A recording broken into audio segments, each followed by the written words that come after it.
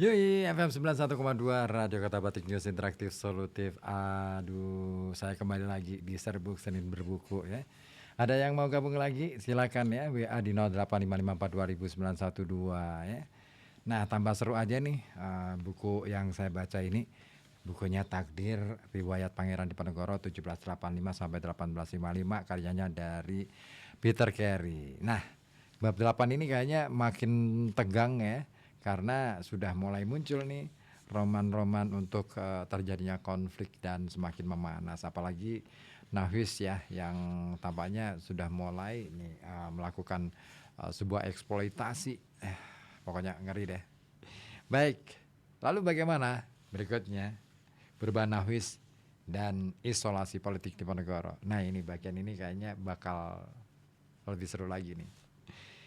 Saat mulai menduduki pos baru sebagai residen Yogyakarta pada Agustus 1816, Nahwis disibukkan oleh dua isu yang sangat memusingkan.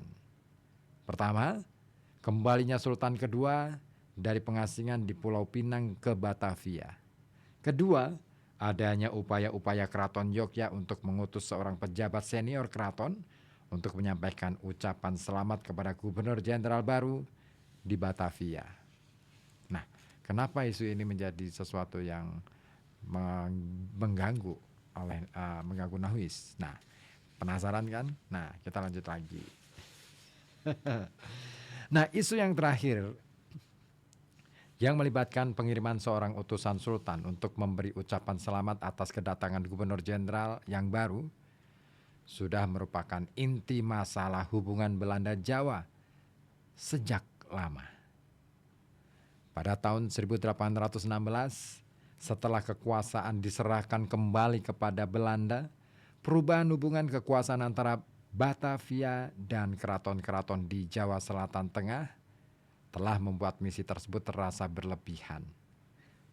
Tetapi Belanda masih merasa cukup kuat untuk mencegah para pejabat keraton itu berlayar dari Semarang ke Batavia.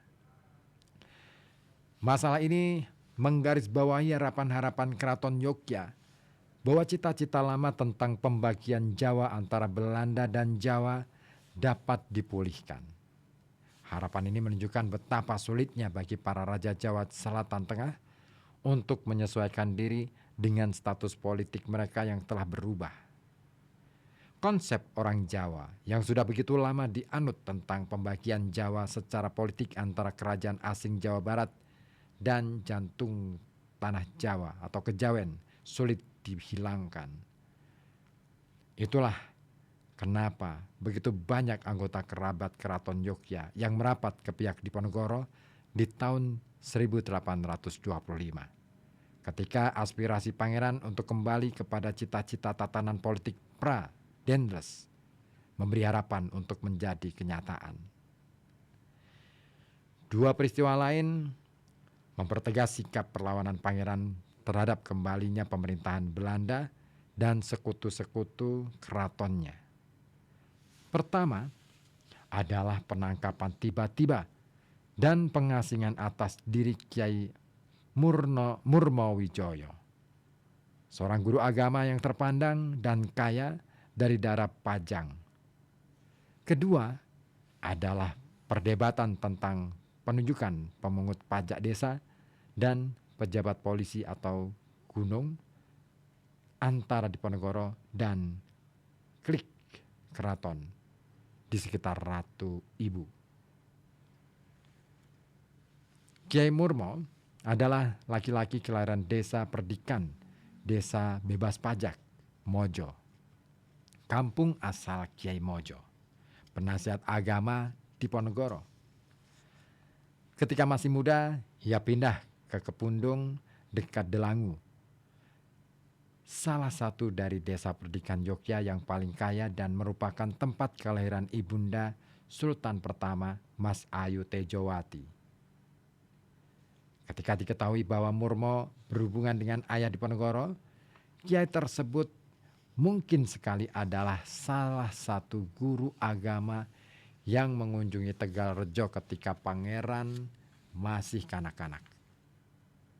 Diponegoro yang jelas sangat menghormati kiai tersebut. Di kemudian hari mengungkapkan kekecewaannya atas penangkapan tersebut dengan mengatakan bahwa Murmo diasingkan ke Ambon hanya agar Belanda dapat menguasai harta benda miliknya dan menjarah desa Kepundung. Nahwis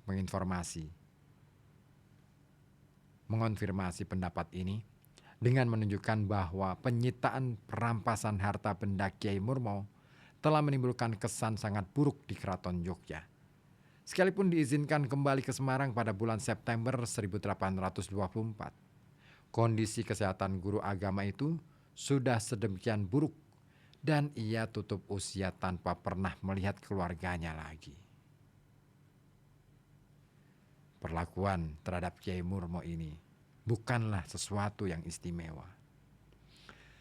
Nahwis bahkan merasa bangga dengan taktik tangan besi itu, di mana ia tak segan-segan memerintahkan penangkapan seorang ulama saat ia sedang mengajar di pesantren.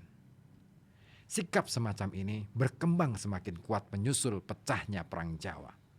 Masa di mana para santri, pemuda muslim yang sedang belajar agama dapat dijatuhi hukuman mati hanya karena diduga sebagai simpatisan pro Diponegoro.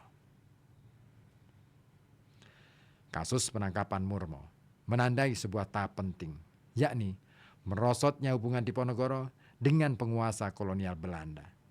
Pengasingan selama 6 tahun antara tahun 1816 sampai 1824 dan kematian Kiai dari senile dementia, lemah ketuaan, yang berpengaruh ini betul mengguncang jiwa dan menumbuhkan keyakinan pada diri pangeran bahwa para pejabat jenis baru Belanda pasca 1816 dan para penyewa tanah betul-betul kurang menghormati Islam. Pandangan pangeran ini juga merupakan pandangan umum masyarakat Jawa Selatan Tengah.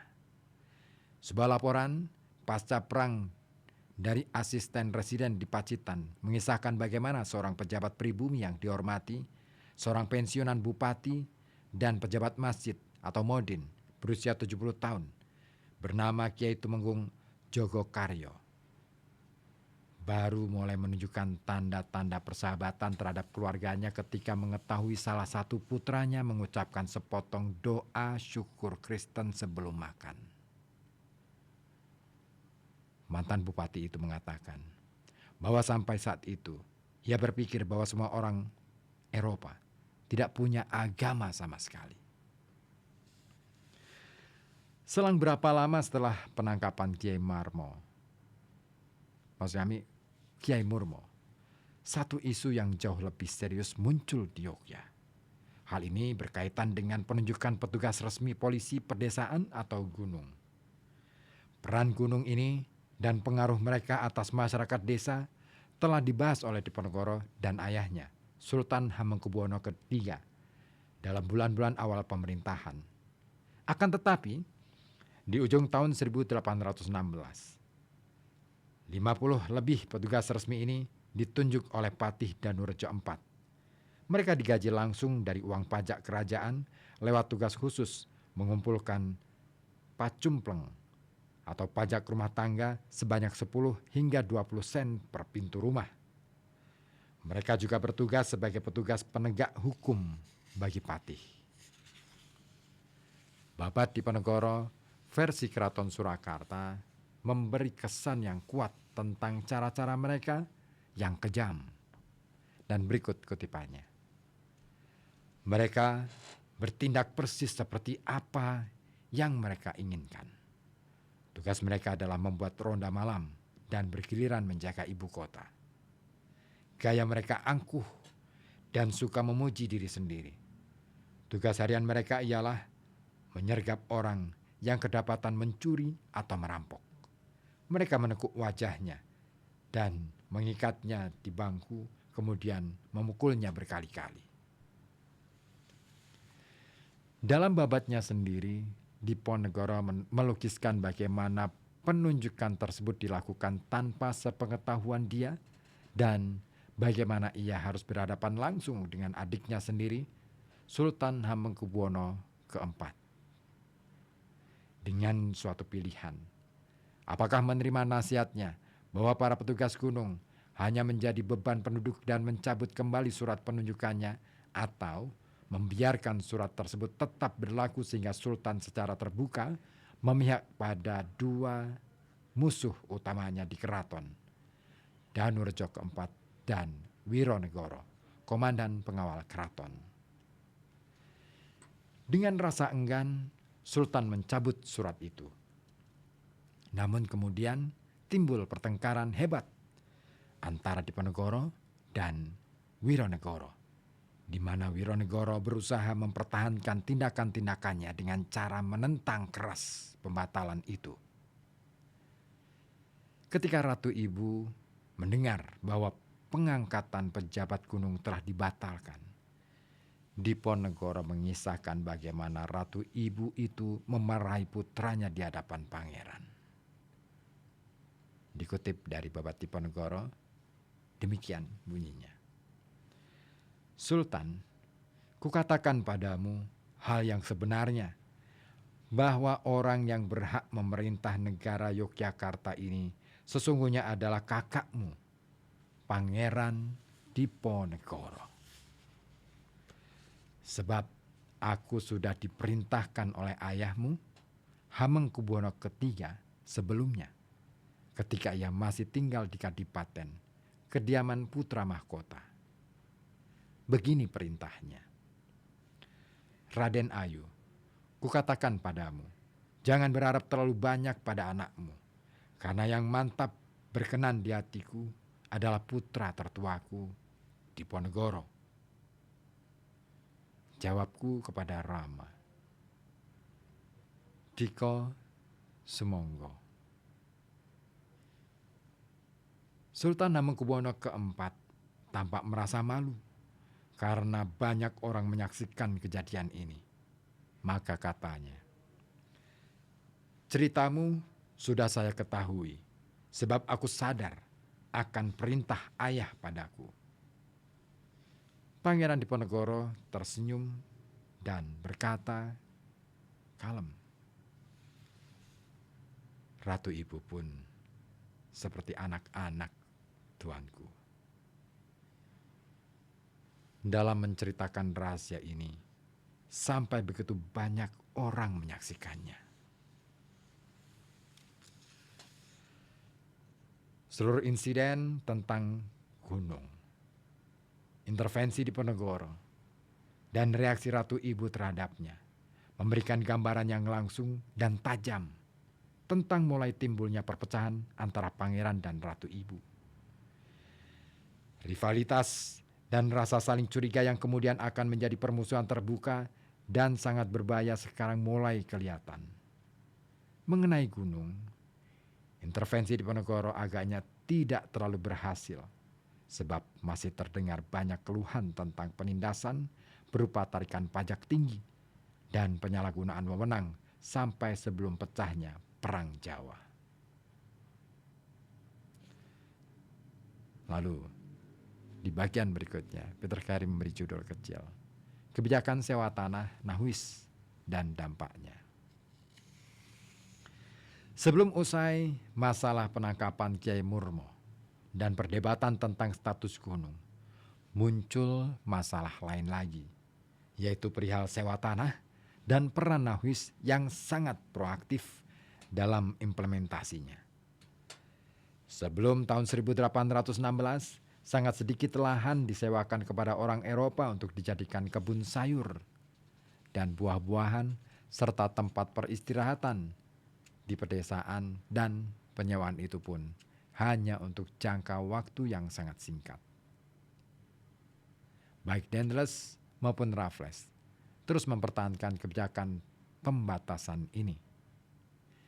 Namun, setelah pertengahan Agustus 1816, situasinya mulai berubah.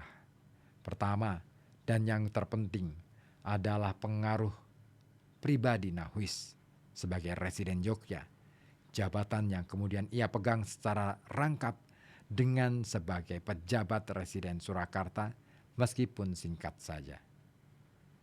Kedua adalah bahwa para petani Eropa, tentu dengan modal lebih besar daripada petani pribumi, sedang giat-giatnya mencari lahan untuk mereka sewa di wilayah keraton sebagai suatu cara untuk meluputkan diri dari pembatasan dan diberlakukan oleh pemerintah kolonial terhadap penguasa tanah-tanah oleh pribadi atau swasta di wilayah pemerintahan mereka.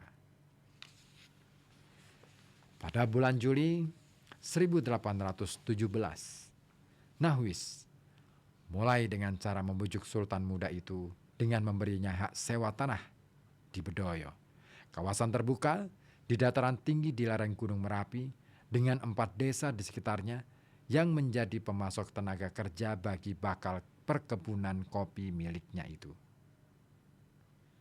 5 tahun kemudian, saat Nahwis diganti sebagai residen Yogyakarta dan Surakarta, tidak kurang dari 115 bidang lahan yang terpisah-pisah dan desa-desa beserta penduduknya telah disewakan di wilayah Kesultanan dan 189 lagi di wilayah Kasunanan. Perluasan sewa lahan yang demikian cepat telah membawa konsekuensi-konsekuensi penting yang tidak semuanya menguntungkan sebagaimana dipahami Nahwis. Sebab sekalipun para pangeran dan priayi yang menyewakan lahan mereka mendapat keuntungan uang masuk lebih banyak, namun hubungan batin mereka dengan kaum tani penggarap runtuh dan hilang. Tampaknya karena pengaruh Nahwis juga, pada Oktober 1818, Kitab Hukum Agraria Jawa, Angger 10, bahkan dimodifikasi untuk memberi kepada penyewa tanah Eropa dan Tionghoa hak-hak yang sama seperti hak-hak pemegang tanah jabatan Jawa sebelumnya. Ini berarti penyewa pada masa itu dapat bebas memilih apa jenis tanaman yang ingin ia panen nanti, dan di ladang atau sawah mana yang memungkinkan mereka meraup untung besar, sementara membiarkan para petani penggarap menanggung beban pajak dan upeti untuk keraton. Residen Yogyakarta penggantinya,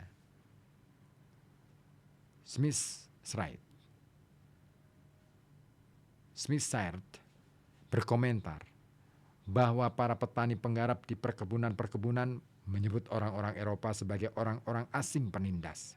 Suatu sentimen anti-Eropa yang disuarakan oleh orang-orang Jawa pada masa itu. Hal ini menimbulkan berbagai kesulitan tersendiri bagi penduduk pribumi dan menempatkan para penyewa tanah pada posisi yang kurang harmonis, baik dengan petani penggarap maupun dengan petugas polisi setempat. Kenyataannya, hanya sedikit orang Eropa penyewa tanah yang mampu berbahasa Jawa, dan kebanyakan dari mereka hanya dapat bicara bahasa Melayu patah-patah. Meski secara lahiriah mereka mengadopsi nama-nama Jawa, problem komunikasi bertambah parah karena mereka kurang paham tentang cara bertani orang Jawa. Pertimbangan kunci lainnya adalah bahwa orang Jawa lebih suka mendapat lahan ketimbang mendapat uang. Sudah terlalu sering terjadi, uang tunai yang diperoleh dari sewa tanah digunakan tidak untuk menambah modal, tetapi untuk membeli barang-barang impor yang dianggap mewah.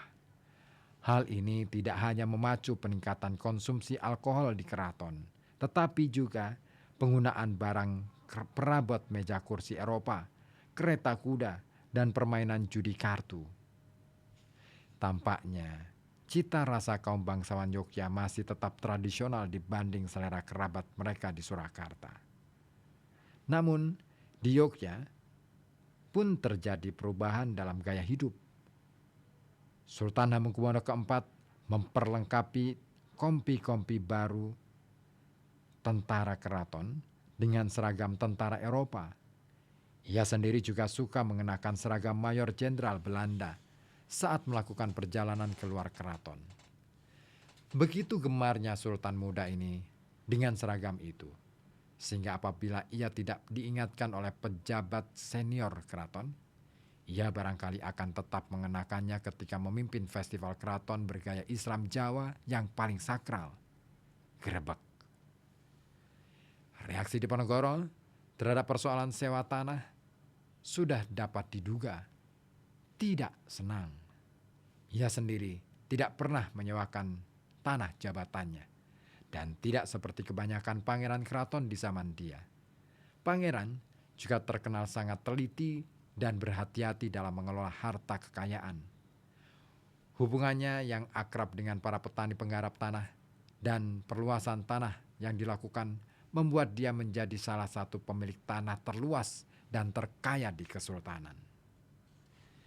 Juga jelas bahwa pangeran sangat terganggu dengan berbagai inisiatif yang diprakarsai Nahwis. Falk menyebut pangeran sering bertengkar dengan adiknya, Sultan Hamengkubuwono IV, tentang pantas tidaknya menyewakan lahan kepada orang Eropa.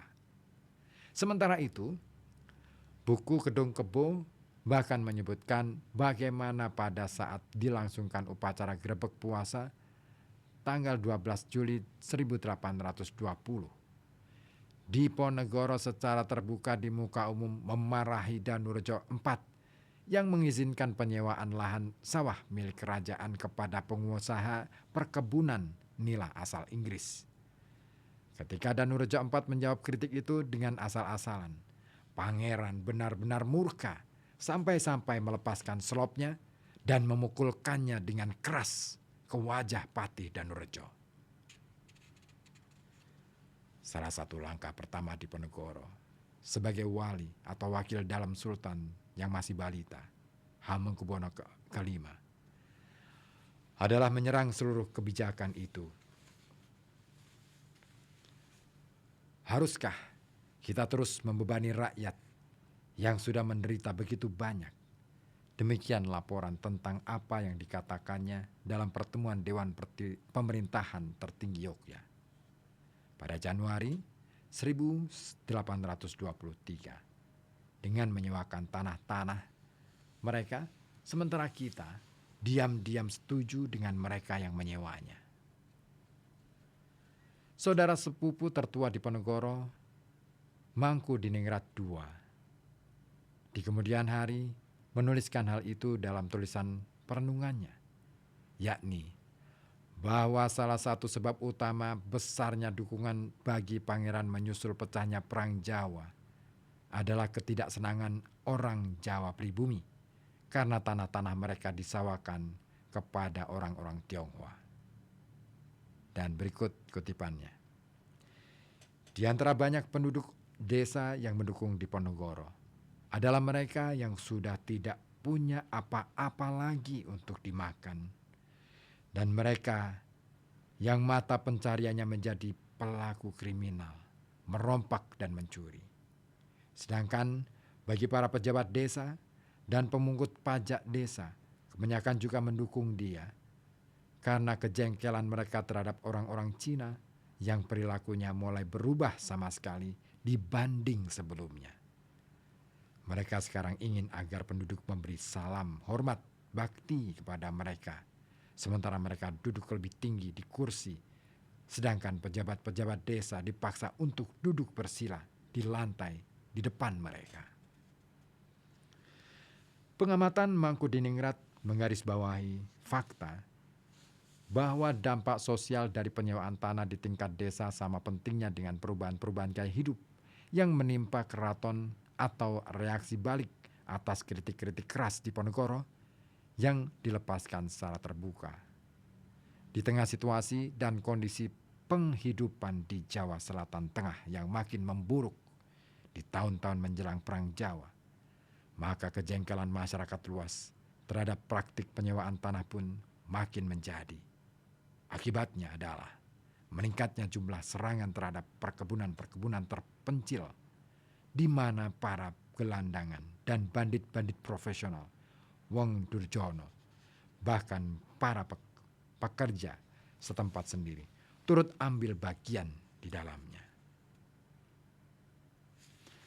Lalu kira-kira masalah apa saja yang kemudian bermunculan. Di bagian berikutnya, Peter Carey akan mengupasnya. Tapi tunggu dulu ya. Saya mau nyapa dulu yang sudah bergabung di 0855420912. Terima kasih yang sudah bergabung. Ada siapa nih? Asmawi di Jenggot. Aha, oke. Ada juga Jafar di Kali Lembu ya. Oke deh. Terima kasih ya informasinya. Ya, saya akan masih bersama Anda di Serbuk Senin Berbuku ya. Dan ini di bagian berikutnya ini akan semakin seru lagi karena ini berkenaan dengan bagaimana kemudian reaksi yang muncul ketika pajak-pajak persewaan tanah, pajak-pajak yang ditanggung masyarakat, ditanggung oleh rakyat waktu itu semakin membumbung tinggi, sementara penyewa tanah, wah, bisa melenggang santai begitu saja. Tapi sebelumnya, mari kita simak beberapa informasi yang mau melintas ini ya. Jangan kemana-mana, tetap di sini di 0855420912 di FM 91,2 Radio Kota Batik News Interaktif Solutif.